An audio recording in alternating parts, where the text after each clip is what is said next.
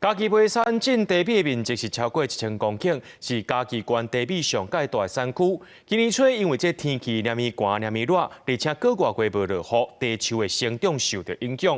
梅山农会也体谅大家，今年比赛有延后，4月雨水来到位，也挺好是板地收成，是袂到今年来比赛的偏旧年佫较济。农会门口为在时开始，都一直有茶农来交杯参加比赛茶米。工作人员唔能爱一包一包登记，可以把这茶米送去做农药甲产地检验。茶农讲，年初天气无好，影响茶米生长。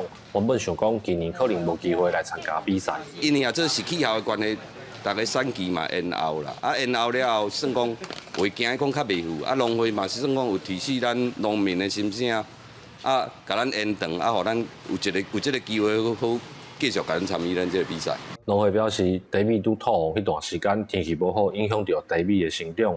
大阿里山地区原本要采收的茶，暗算减要3成到5成，是后来4月佫开始落雨，才豆豆啊，互产量佫增加转来。今年头站还是较大啦吼，啊，到尾啊雨有来，我感觉今年品质拢一般拢袂歹，啊，到尾啊来产量有佫较增加。这段时间吼，原来算讲天气吼，啊有较顺一丝啊，所以雨水有灌过来。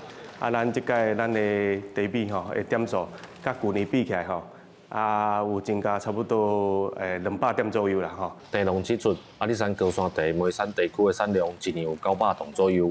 今年为2月到4月这段时间，天气变化真大，同一区地方的茶米拢可能有无同的品质，茶叶品质好歹无一定，所以今年的比赛想要着顶，是真考验做茶的功夫。记者林伟霆，嘉义报道。